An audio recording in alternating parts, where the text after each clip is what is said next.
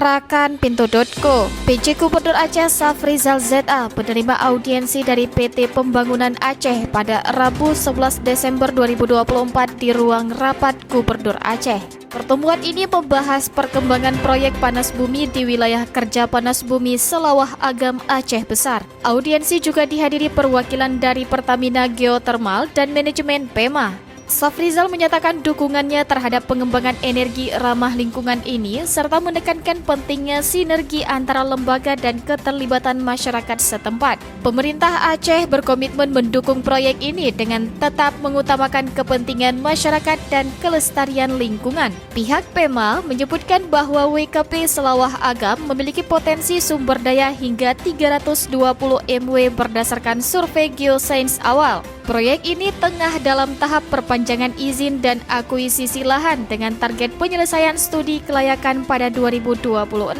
Proyek ini diperkirakan akan memberikan kontribusi besar dalam pengembangan energi terbarukan di Aceh serta mendukung kebutuhan listrik di wilayah tersebut. Sementara itu, lokasi pengeboran direncanakan di sekitar Gunung Selawah Agam dengan aksesibilitas yang telah dirancang melalui berbagai jalur lintas.